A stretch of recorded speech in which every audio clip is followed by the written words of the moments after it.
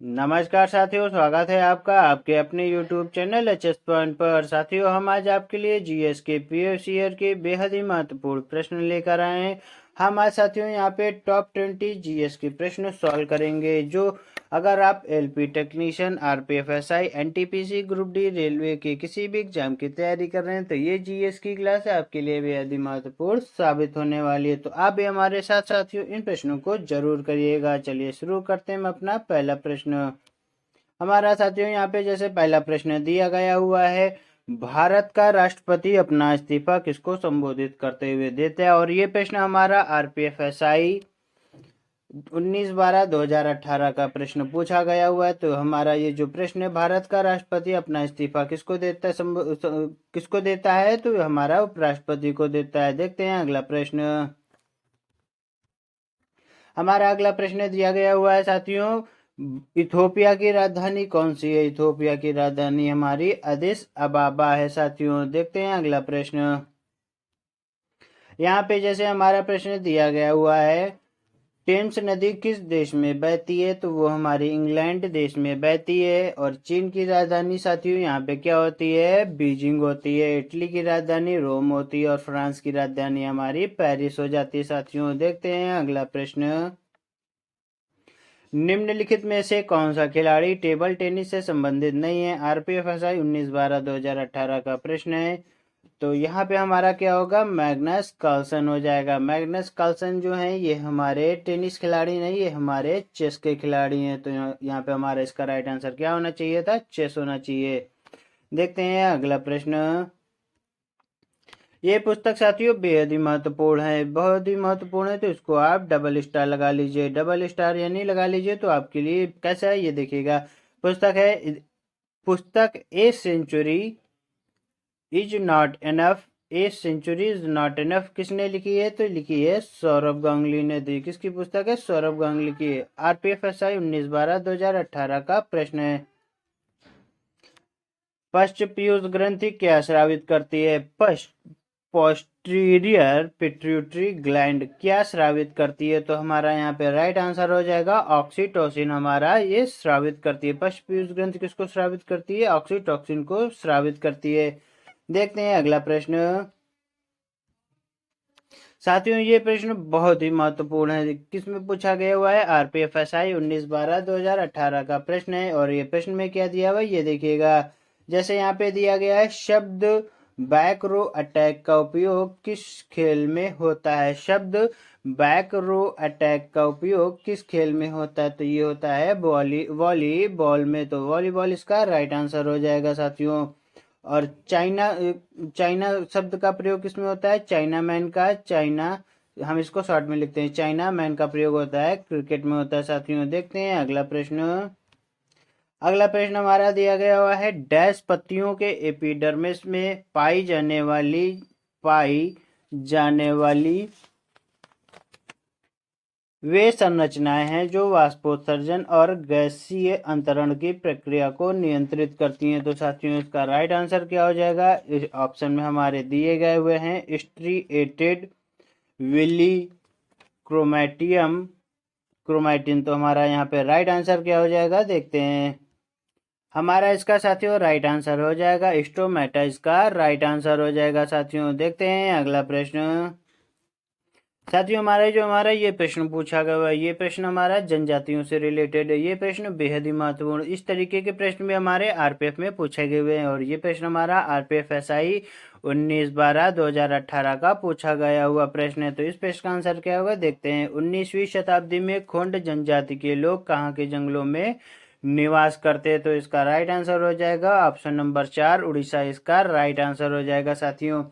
उड़ीसा में साथियों 19वीं शताब्दी में निवास करते थे। और ये क्या व्यापार करते थे ये भी आपको मालूम होना चाहिए, ये लोग जड़ी बूटियों का व्यापार करते थे। मतलब वहाँ पे जंगलों से जड़ी बूटियां लाते थे और बाजार में बेचते थे। अब ये जनजाति कहाँ निवास करती है, खुंड जनजाति, ये दक्षिणी भारत के दक्षिणी पठार जो हमारे हैं वहाँ पे ये अब जनजाति निवास करती है साथियों। देखते हैं अगला प्रश्न।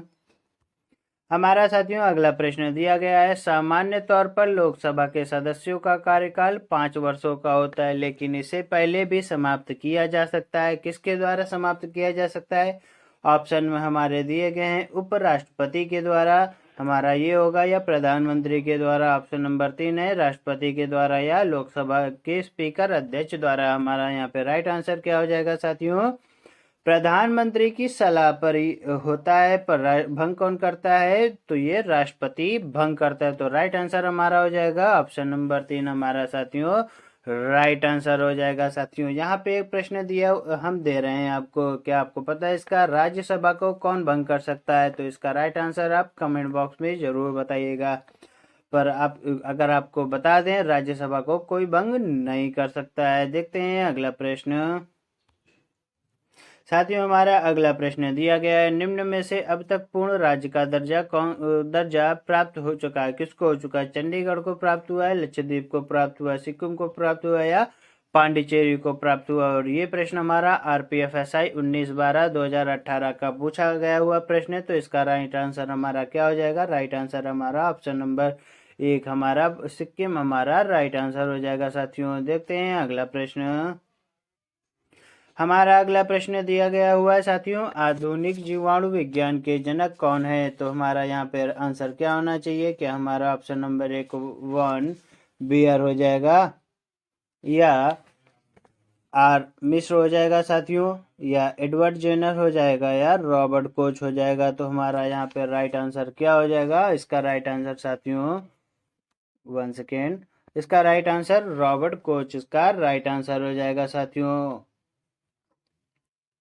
साथियों इससे रिलेटेड आपको और भी कुछ बातें बता देते हैं। अगर आपको पता होगा, ये जो रॉबर्ट कोच हैं तो ये हमारे कहाँ के हैं? तो ये रॉबर्ट कोच हमारे साथियों ये हमारे German medical bacteriology Robert Koch को जीवाणु विज्ञान का पिता कहा जाता है, यानी कि इनको क्या कहते हैं? फादर ऑफ बैक्टीरियोलॉजी या माना जाता है।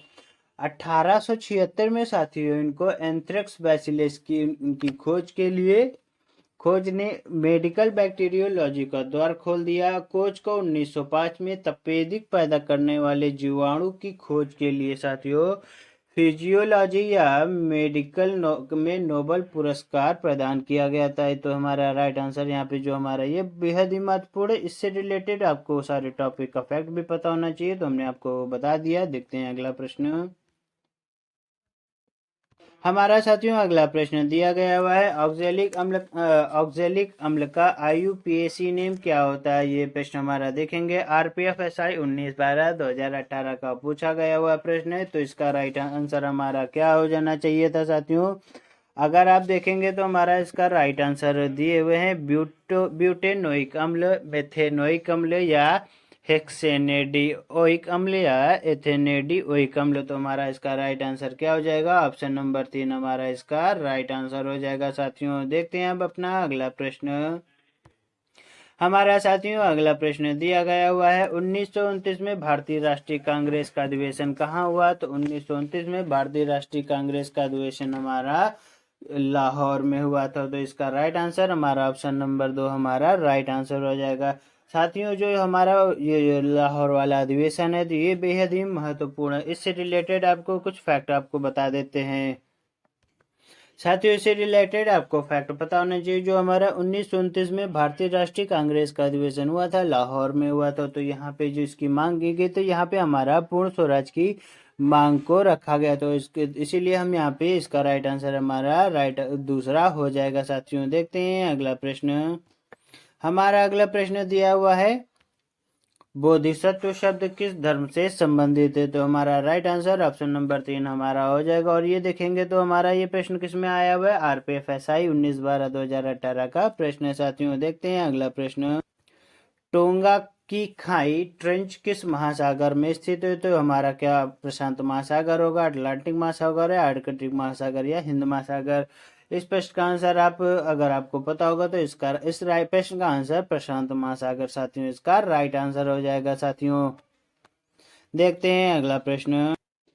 हमारा अगला प्रश्न दिया हुआ है, एसिटिक अम्ल CH3COOH का आयनीय कारक नियतांक कितना है? तो यहाँ पे इसका राइट आंसर क्या होगा? क्या हमारा RPFSI 19/12/2018 का? तो इसका राइट आंसर हो जाएगा 1.74 × 10⁻⁴ इसका साथियों राइट आंसर हो जाएगा।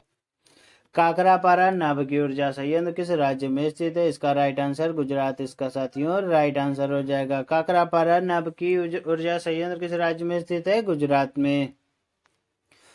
आगे दिया हुआ साथियों अगला प्रश्न है हमारा, संवेग ज्ञात करने का सूत्र क्या होता है? तो इसका राइट आंसर हमारा द्रव्यमान इंटू वेग हमारा इसका राइट आंसर हो जाएगा। और ये प्रश्न हमारा किस में पूछा गया? आरपीएफएसआई 19/12/2018 में पूछा गया हुआ साथियों। साथियों हमारा अगला प्रश्न दिया गया है, निम्न में से कौन सा देश भारत के साथ सीमा साझा नहीं करता? इसका राइट आंसर क्या हो जाएगा? हमारा मालदीव हमारा हो जाएगा। क्यों हो जाएगा ये भी आपको पता होना चाहिए। साथियों यहाँ पे पूछ रहा है कौन सा देश भारत के साथ सीमा साझा नहीं करता है, तो यानी कि यहाँ पे जो हमारे जो बॉर्डर एरिया है जमीन के, तो हमारा यहाँ पे ये पूछ रहा है। तो हमारा अफगानिस्तान के साथ भी होता है सीमा साझा, भूटान के साथ भी होता है, नेपाल के साथ होता है, पर यहाँ पे मालदीव जो हमारा इसके साथ हमारा समुद्री सीमा साझा होता है। तो राइट आंसर ऑप्शन नंबर 4 हमारा हो जाएगा। और ये प्रश्न हमारा देखिएगा साथियों किसमें पूछा गया? आरपीएफएसआई 19/12/2018 का प्रश्न है, बेहद ही महत्वपूर्ण प्रश्न है साथियों। यहाँ पे हमारे टॉप 20 प्रश्न जीएस के हमारे खत्म होते हैं। ये जीएस की क्लास आपको कैसी लगी? अगर अच्छी लगी हो तो हमारे चैनल को हमारे वीडियो को लाइक करिएगा, चैनल सब्सक्राइब करिएगा। मिलते हैं आपसे अगले वीडियो में, तब तक के लिए नमस्कार। क्योंकि यहाँ पे बातें कम प्रश्न ज़्यादा सॉल्व होते हैं।